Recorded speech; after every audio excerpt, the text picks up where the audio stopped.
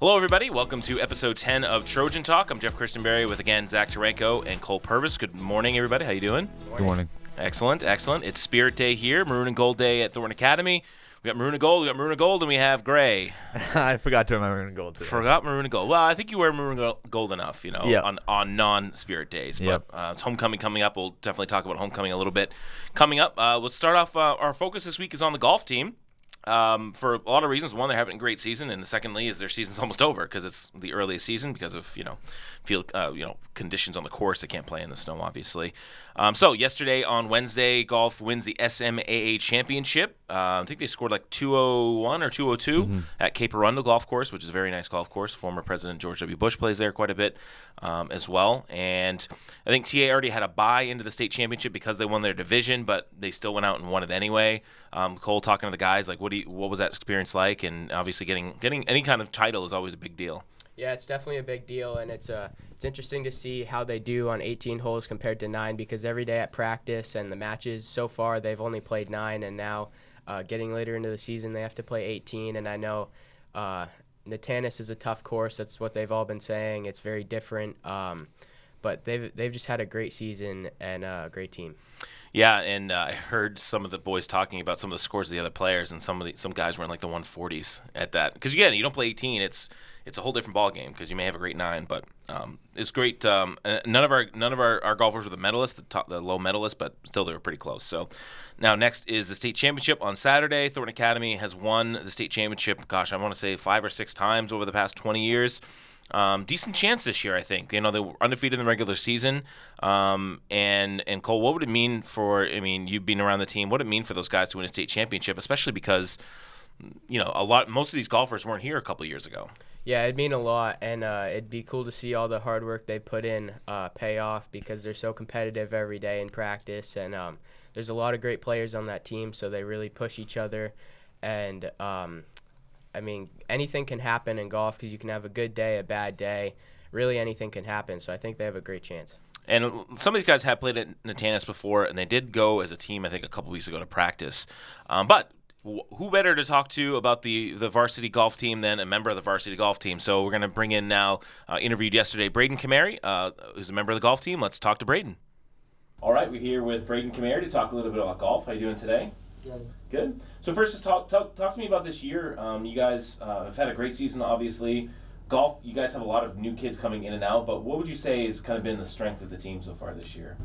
I'd say Eduardo, coming in from Italy to take the number 1 spot and really help us beat the teams that we need to beat. I know you probably played with him quite a bit. What is the best part of his game? Everything. There's no real weakness. Yeah. Now, obviously, golf is a mental sport, and it's a little different, obviously, because you're not really playing on a huge team at one time. So how do you mentally approach each day? Do you really concern yourself with your opponent, really, or are you really just kind of focusing on your game? Well, the coach tells us to focus on yourself, not so much like worrying about what your opponent is doing because you can't control it. Right. So mainly about yourself. And obviously, the coach is your dad. What is it like playing for your dad as a coach? I'm used to it because he's been my coach for other sports my whole life. Yeah, talk a little bit about the course for those who don't know. Like, what course you guys play at as your home course, and what is the course like? And you've probably played a bunch, but what do you like about that course? We play a bit of futsal, and I think it's the nicest course we play all year. So it's nice to have it as our home course, and we get to practice there every day. What's your favorite hole on the front nine? Because that's the one you guys play most often. Probably 3 because it's the easiest to birdie. That's true. Yeah, that's par 5 there. How do you guys build team chemistry on golf, considering, again, that at the most you're playing only with one person at any given time? So what do you guys do to kind of like just get along, and especially early in the season, try to get some team chemistry? Each practice we practice with random groups, and it's competitive, which also makes us closer and helps us get better. Now talk about some of the upcoming matches you guys have. So you finish your regular season undefeated, which is great, but what are some of the other, because you guys have different tournaments that come up, so what's coming up for you guys in the next week or so? We have the SMAA championship today against Scarborough and Kennebunk at Cape Arundel, and then state championship on Saturday. That's a team championship? Because the individual as well, correct? Yeah. Which one would you rather win, the team state championship or the solo? You can be honest. State. State for the team. Yeah. Yeah, that's something that TA's won quite a bit in the past, but it's been a few years now. Just in general, not talking about the team, but golf in general. What's the most, for those who maybe don't play, like what is the most frustrating part of playing golf on a daily basis? When you're playing bad, not hitting, being able to keep it in play, I'd say. Yeah, it's a mental game for sure. Now, what is your best score on 9, on the front 9 ever? Like not even just playing for the team, but just ever. Front 9, 35. 35. Is that par or under par? That's Even. because it's On even. the back, 33. Wow. Okay, on the back, because the back's pretty difficult too. Yeah. Awesome. So what do you say for you between now and the end of the season before states? I know it's only a few days away, but like, what do you think that you have to improve on the most here as you kind of get towards the state championship?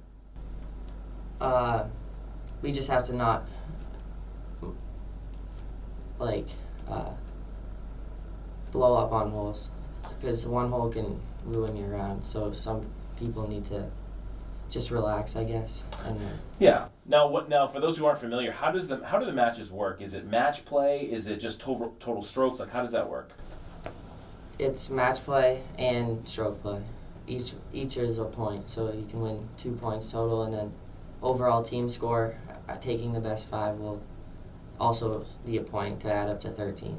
Nice. What would it feel like for you guys to win a state championship this weekend? Really, really good. Especially on homecoming, right? I mean, it's a kind of a. Yeah. Now, have you played what course do you play the states at? Natanis. And have you played that course a lot? And what is that one like? Yeah, it's easier the more you play it, because it's hard to. Your first time, it's hard to get used to the greens and just, yeah, mainly the greens. Besides golf, just talking in general, like what's your favorite sport to go watch? Like another team that you get to go watch here at TA? Basketball. Basketball? Or to, play. Oh, you play basketball, right. So what? Just looking forward to that. I mean, obviously, a lot of guys graduated from last year's varsity team, a lot of scoring, and it's too bad because I think they probably would have, either won a state championship or come pretty close with that team, but there's no playoffs. But for looking forward to this year, what are you most excited about, and who are some of the guys that maybe we don't know about yet that are going to be superstars this year for the team?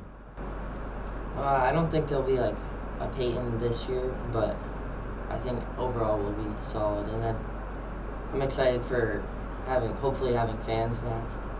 That's true. What is the difference that you noticed, I mean, playing with fans? Like, obviously at golf you don't really have fans, maybe like a couple of parents that walk the course. But what does that mean, especially on a basketball court, when you have fans there? How does that help you play? It makes everyone play better. With the more energy there is, the better people play. Nice. And just looking, who's your favorite pro golfer? Anybody you follow specifically? Probably. I used to like Ricky Fowler. Yeah, he's not that good anymore. I don't know what happened to him. He just kind of fell off the face of the earth there. He never won a major either. Yeah, I think Victor Hovland now. Victor Hovland, okay. It's interesting. So just a quick story. So former TA golfer Manuel Barberchano was here 3 years ago. Just came very close to getting to a PGA tournament. He was down in a match play in Cancun.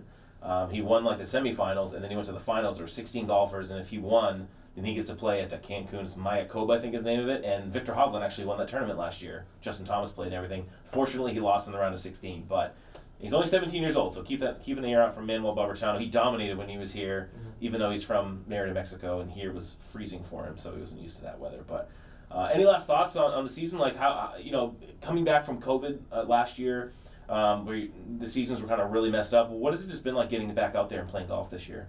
I think it makes us want to win more, because we were one of the only teams that didn't get to have a state championship last year, and we just want to win. Awesome. Well, good luck the rest of the way, and hopefully get that state championship on Saturday. Thank you. All right, we want to thank Braden for coming in, and again, good luck to the golf team on Saturday. We'll next focus on girls soccer. We've done a couple of their live streams recently. Girls started off 6-1 this year. We're just bad luck, I guess, because the last 2 games that we've live streamed against Kennebunk and Falmouth, they've lost. Both games, Zach, they played well. The score did not indicate how close the game was, and it's just couldn't score. And then they did score one goal in the last game, but some defensive lapses really hurt them. They have been using a backup goalie as well. But what have you seen in those games that gives you some confidence maybe that those are just good teams that are going to be 50-50 games come playoff time? Yeah, it was the same thing with Bucs and Falmouth. Both of the teams that they had beaten the Trojans, or had lost to, the Trojans hadn't played yet. And, Falmouth didn't really come out of the gate and play like a 7-1-1 team. And so the Trojans had a good first 25 minutes or so and then gave up 2 goals, which is unfortunate. And once you kind of get in that hole, you can't really come out of it. And, they were able to score one and then gave one right back up. So it was a 3-1. But then the Kennebunk game was kind of the same thing. They played well in the first and then first half, and then they gave up some goals. And it's a really good team. They're just little mistakes. And, I talked to Coach Sharon just a little while ago, and she said there's a lot of ball watching, and that's what they really want to work on. So it's definitely something that they need to focus on. It's hard with a JV goalie who's not played very much.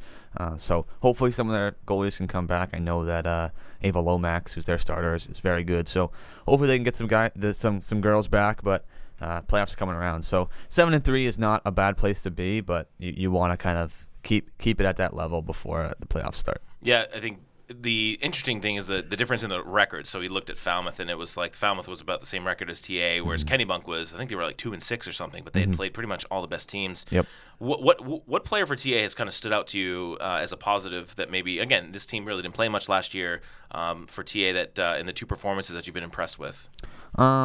I don't know. I would say Yabasera Rich on the outside. She's been really aggressive, playing really well. She had that great cross into Jessica Dow, who was able to tap it in for a goal, which is nice. I think, Quincy Thibault is a freshman, but so she hasn't been on this team before, but really controlling the midfield. They have a lot of good young players, and they seem to be working well together. I'm really not sure, other than some minor mistakes, why they're struggling. But, Kennebunk played really well, and so did Falmouth. So I think the Trojans may just not have shown up to how they wanted to play that day. It's a game of inches. I mean, offensively, they're getting, again, Rich on the side.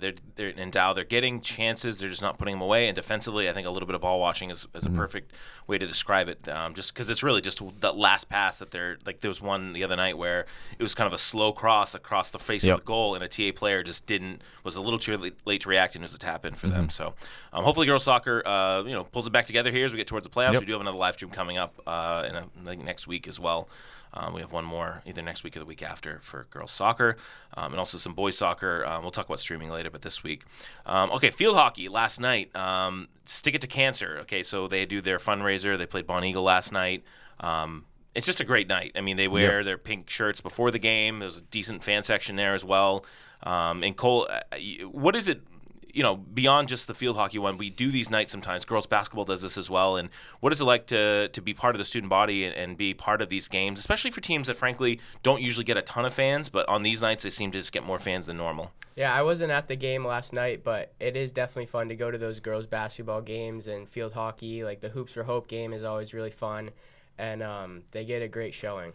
Yeah, it is, and they played very well as well. And field hockey's been one of those teams that have been up and down this year. They've got a couple wins in a row, and then they lose a couple. So, but they got some good players, and I think they could pull an upset. I think that's of all the teams that we're talking about. Obviously, like football's, they're going to be one of the favorites to win the states, but that could be a team that can make a deep run. And field hockey is just one of those games where you can have a good or bad night. And if your goalie doesn't have a great night, then it could be a little bit of trouble there. Yep. Just want to get each of your opinion now. So we have homecoming this weekend. So we have a community bonfire Friday night. Anybody's welcome, 6:30 to 8:30. It's going to be behind the gym.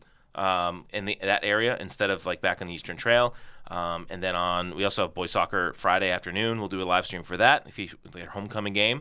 Saturday, there's a Hall of Fame induction, the Athletic Hall of Fame induction in the morning. And then we have football game against Lawrence, which we'll talk about in a minute. And then the evening, since there's no dance, there's a fall festival, which is going to be I think 6:30 to 9:30 on Hill Stadium. So if you're a TA student, $5 to get in. There'll be DJ, bouncy house, spike ball, pickleball, all this other stuff. Not pickleball, cornhole, I should say. A bunch of other stuff, too. So if you're interested, come on down. It's going to be a little chilly.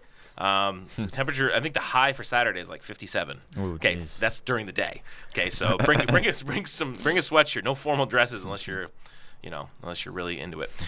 So, favorite homecoming tradition. Now, you have not had a typical homecoming yet, okay, but you've probably been around them before. Zach, you had a normal one, right, your freshman year? Freshman year, I had a normal one. So, what's your favorite? We'll start with you. If you know, what's your favorite homecoming tradition? Well, I guess the football game. I like the bonfire and the football game, but like you said, I haven't really had a real homecoming yet, so hopefully next year I do. But yeah, it's always really fun. Yeah, Zach? Yeah, I mean, the bonfire is usually it's something that it's usually TA students do, and then so it's like only students. I mean, community bonfire I think should be fun. I don't know what I have in my plans. I'll probably still go. We're going. We come right at the boys soccer game. Oh yeah, over there, right get some hot cocoa and nice. The game is always fun. I think usually they play a team that's not too good, so it's always like let's score some points and go out and win a big game. But the dance is a lot of fun. It's unfortunate you can't have a dance this year, but it's not just like it's TA. It's basically every school in Southern Maine and basically most of the country, really. I don't think many. I mean, some other states might not be, but I think there's a lot of fun things. I would say probably the dance. Freshman year was a lot of fun, but I'm hoping to get one in senior year. You know what the dance is not fun for? That's a chaperone. So I used to chaperone the homecoming dances because I wanted the money. And the difference between winter carnival and homecoming was night and day. Winter carnival, they'd be like maybe 500 kids there, and homecoming it's like over 1,000. Like everybody goes. It's the first dance of the year. Everybody stays like to the end, so it was always kind of anarchy, which is why I'm glad. But there's been a lot of talk online about why can't we have a dance. Basically, why can't we do it outside? And really, what it comes down to is Thornton Academy is following the CDC guidelines, and they say that a dance is a school-sponsored event, and when you do a school-sponsored event, you are responsible to contact trace all the students who are there. Okay, now and then the argument is, well, what about football? You can have football games and everything else. The MPA in the state does not consider football games or any game a school-sponsored event. It's basically the school hosting two teams playing each other. That may not make a lot of sense to people, but I know there's been a lot of talk out there, and this is a good time to clear the air. The school has decided, look, if we do a dance and have to contact trace, all you need is like one case, and basically everybody, all 1,000 people who show up are going to have to be quarantined or have to get tested for COVID. Probably would lead to a school shutdown for a week or two. Is that worth it for a dance? Some people would argue yes, some people argue no, but that's why, and maybe at some smaller schools, they're either not following CDC guidelines or they're just deciding, look, we're gonna do it anyway and take our chances at it. So that's that's one of the reasons why you're not seeing a dance. It's really unfortunate. I think the school has tried to do a good job of figuring something else out.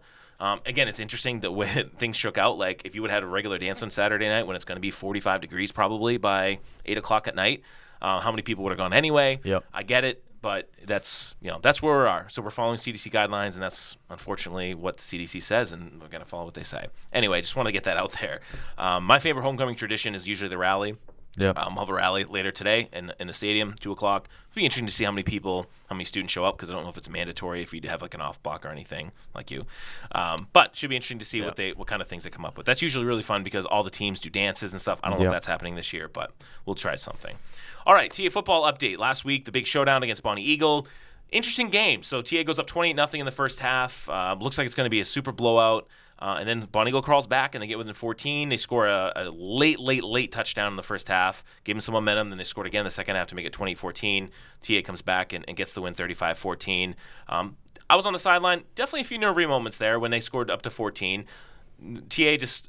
here's my opinion. I think Bonnie Eagle played as well as they possibly could. There's definitely a talent mismatch when you go out there, a size mismatch, talent mismatch, and you saw that in the first half for most of it.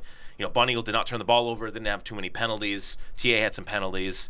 My personal opinion, if they play again, I think it's going to be a 42-7 kind of thing. Well, they won't destroy them because Coach Cooper's a great coach and will find adjustments. But Bonnie Eagle gave them their best shot, and I think that's what it is. But this week we have Lawrence.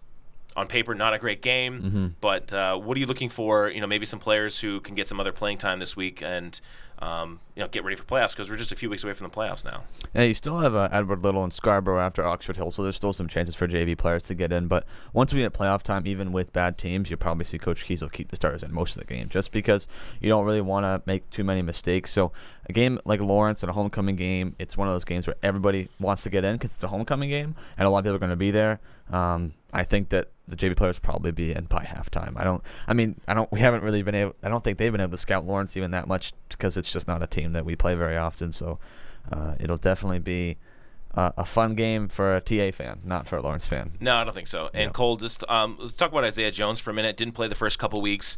Has come on and he kind of came on exactly when Bryant got hurt, and they haven't really missed a step. And what have you seen? What kind of athlete is him on both sides of the football? He's a great athlete. I mean, like you said, both sides of the ball, great receiver. He's a big play threat. He's very strong, good after the catch, and he's just really added to this offense. Even though Bryant's hurt, he's really stepped up, and I think that win over Bonnie Eagle really solidifies them as the favorites. I mean, they won that game by making Bonnie Eagle pass the ball because Bonnie Eagle wasn't good on the early downs. They were forced to throw it, and this defense was just really good. And this offense has so many weapons. I'd like to see a team that can stop them. I don't think anybody will. I think they're easily the favorites with that win over Bonnie Eagle. Yeah, and everybody keeps saying Oxford Hills, Oxford Hills, Oxford Hills, and I want to see Oxford Hills in person to see if they can really hang tough. We'll see. I think the game will be close because it's at Oxford Hills, but because it's probably a state championship preview, for being honest. I mean, that's the crazy thing about the playoffs. So first round, TA, assuming they're the 1 seed, let's just assume they're going to win out, and they'll play Lewiston or EL, right, which is going to be, I mean, a couple of years ago they played EL in the first round. It was running time in the first quarter, because they scored 42 points or whatever. And then second round, assuming, Bonnie Eagle, Oxford Hills are 2-3, you're going to play Scarborough again or Sanford maybe. So you're really not looking, and then you're in a state championship. It's unfortunate that Class A football has kind of devolved to this, because I remember the first time we went to states in 2012, it was obviously a huge deal. You had, 15 or 12, at least 12 teams in each division, let alone the whole state. We played Lawrence in that state championship game actually in 2012, if you remember. Just a quick stat before we move on. Lawrence, the last 2 times we played them have been in state championship games, or at least the last time we played them in states. Both times they returned the opening kickoff for a touchdown. Really fascinating. Both times we came back and won. That'd be really funny if they did that, in this game. I think Coach Gibbs is going to let it happen, because we won both other games that it happened in. So just part the seas a little bit. Yeah. One last thing about homecoming too. It's funny, in the old days when we had a dance, the homecoming game, because we would play a team usually we would beat. By about middle of third quarter, the student section would be empty because everybody wanted to go get ready for the dance, even though it was only 3 o'clock. But interesting. All right, so good luck to the team this week, and hopefully see everybody at Hill Stadium. We'll be live streaming that game at facebook.com/Thorn Academy. All right, moving on to the world of sports. We're going to start off with the Red Sox this time for the first time in forever, because they won an important game. They won the wild card. They beat Garrett Cole, and he has just had a horrible start. And the Yankees, very disappointing for their fans, obviously. The Red Sox win. And the question is, do they have a chance against the Rays? Is this going to be one of those teams like 2018 where they really have no business winning a World Series, but they somehow made it through with some clutch pitching at the right time? But we'll start with Cole here. What do you think, are their chances on the Rays? And is it a successful season no matter what happens at this point? I definitely think it's a successful season. I was skeptical of the job the general manager did, trading Mookie Betts and trading Jackie Bradley and Brock Holt and Benintendi. They've really reshaped this team. I know Bogarts is still there, and he's been awesome, but I really think this is the Alex Cora effect. Alex Cora is a great coach. You saw this team last season. He wasn't there. This team was not good at all. And people knocked the bullpen. A lot of people thought the Yankees would win because they had an advantage with the bullpen, but the bullpen really stepped up and pitched well. And Nathan Eovaldi, for the 6 innings he gave the team, he was lights out. And I thought it was interesting that they pulled him so quickly after they gave up the home run and the runs in the middle of the game there, but it was just Eovaldi straight up out-dueled Garrett Cole, and that was ultimately what won the game. It wasn't much of Garrett Cole, who's out in the 3rd inning. Yeah. So what do you think about the Rays? I think the Rays are a good team. I think that the Red Sox, in my opinion, are not. I didn't think they really had a successful season. They were the most inconsistent I've ever seen them play. I think this came down to Nathan Eovaldi playing better than Garrett Cole. I think the Red Sox hit well, but it's can they do that for 7 games against the Rays team? The Yankees struggle a little bit. Garrett Cole didn't pitch well, so it's a little bit of luck, a little bit of good hitting.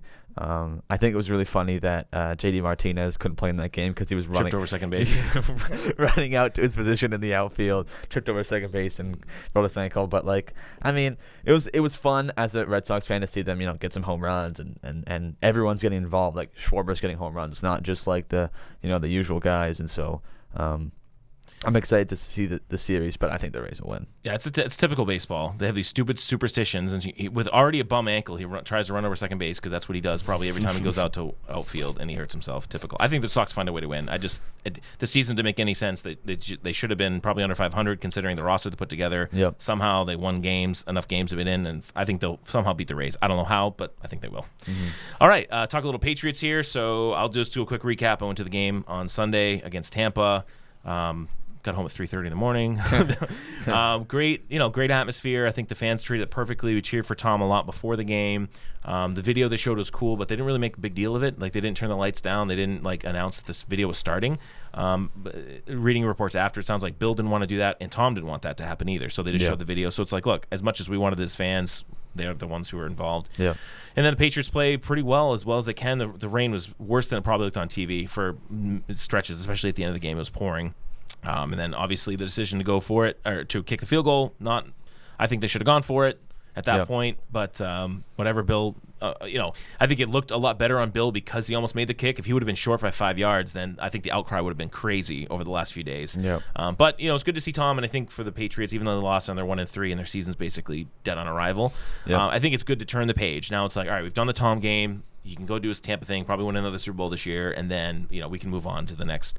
But I want to ask you guys about Stephon Gilmore. He gets released. Well, not released, actually. He gets traded for a 6th-round pick in 2023 to the Panthers, so basically released. Yeah. Were you surprised by that move?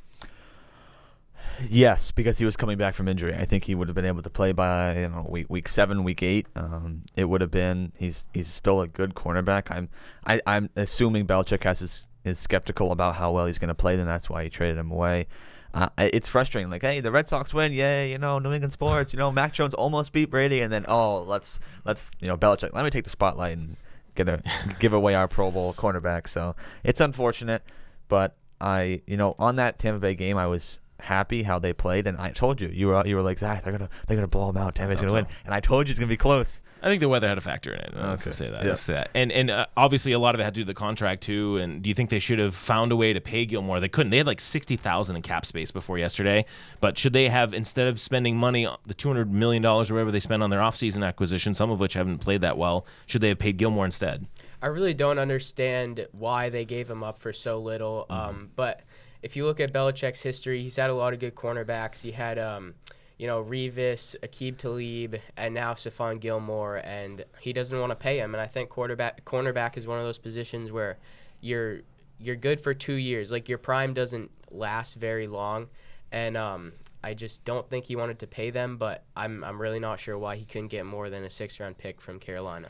Yeah, I get both sides, of course, because again, I mean, Gilmore's going to want $20+ million a year, and that is kind of crazy for a guy who's 30 or 31. He's still a top-end cornerback, but that's how it is. The market resets, and I always get a little frustrated because these guys, he's in the last year of his contract, and yes, he's only making $7 million. That's because they front-loaded most of it. He actually would have got paid like $14-15 million this year, if but he get bonuses up front. And so the players when they get their bonuses up front, but then get to the last year of the contract, they want to get traded, they want more money, but they never want it the opposite way. So it's tough to give him away. I mean, the problem is though that everybody knew they weren't going to resign him, so it's like you're not going to give away a lot of assets if you can just sign him. But I guess I know he wanted to go to the Packers. I was surprised he didn't end up in Tampa Bay, to be honest, but we'll see.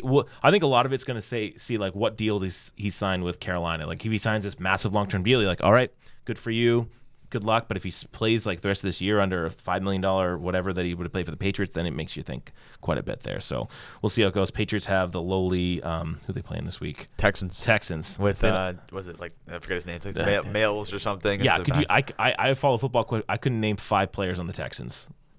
Brandon Cooks. Yes. Oh, the quarterback, right? Mills. We'll count Tyler Taylor.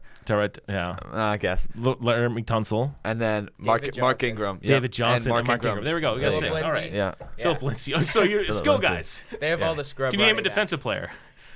Oh. Is Merciless still playing? Justin Reed. Reed is, yep. And who the heck is Justin Reed? I think, is it Whitney Merciless? I think he's still a linebacker there. Okay, so we named 8 guys out of 54. That's not a good sign for the Texans. They're probably the worst franchise in sports right now. All right, and last as we wrap up here, let's just do we're 5 weeks into the season. Let's do a fantasy update. I'm in 5 leagues, so whatever. I'll just talk about the 2 leagues I care about the most. One of them, I'm 4-0, rolling, and the other one I'm 0-4. And it's like I have no injuries. I didn't go the route because it's an auction draft. I didn't go the route of like getting 2 or 3 great guys and then crap. I got like all like decent guys like Jonathan Taylor, Miles Sanders, Justin Jacobs from Oakland. Stephon Diggs hasn't played well. AJ Brown has been terrible. Like it's just like I look at my team like there's no one to trade because they all should be good and they're not injured. So it's been rough. So it's whatever. My season's over. How are you doing? Yeah, I mean, I think the best strategy is to draft running backs early because you can see there are a lot of receivers that you draft in like the later rounds that you're comfortable starting. But if your running backs are subpar, it really gives you a disadvantage. There's a lot of value at receiver. Like you see guys like Mike Williams from the Chargers and Corey Davis from the Jets and just a lot of late round receivers that can really step up, but there aren't a lot of running backs. It's like after the first 3 rounds, you don't want any of those guys really in your starting lineup. So, but the second tier guys, like my second tier guys, haven't done anything. Yeah, that's a problem. Yeah, my team, my favorite league, I'm 3-1. I'm doing pretty well. Did make one trade that I regret, but that's okay. Let's hear it. It was I got Tyreek Hill and I gave up Amari Cooper and DeAndre Swift, and now I'm thin at running back. I just don't know about Swift. I have him in a couple of my leagues. I'm still like I'm trying to trade him away now because I think his value's high right now. Because Detroit can't pass the ball. Like week 1, I have like Hopkins and T.J. Hockenson and Ezekiel Elliott, and he didn't have a good week 1. But week 1, I was the best team in my league because they all played well. And then now Hopkins not playing well at all. No, and neither is Hockenson, neither is Robert Woods, Cooper Kupp. Like it's the craziest thing. Cooper Kupp this week for at least my league is projected to get 25 points. It's the most I've ever seen a wide receiver. Yeah. It's just ridiculous. But I'm trying to get Mike Williams right now. Beware. I know. I'm really deep at wide receiver. Like on my bench, I've got like Darnell Mooney, who's really good, and Marquis and Hollywood Brown and guys like that. So I'm hoping I can get trade them away and get some good. It's just really interesting that the Cardinals are 4-0 and yet Hopkins is not even playing that well. It's interesting. Well, it's because it's like Rondell Moore and Christian Kirk are all getting the targets right now. All right, well that's going to do it here for Trojan Talk. Just a reminder, we have a live stream coming up on Friday, boys soccer at 4:30, and then Saturday against Lawrence at 1:30. Those are both at facebook.com/Thorn Academy. Anything else for this week? Nope. All right, hope to see everybody at the homecoming festivities this Friday, and we'll see you next week.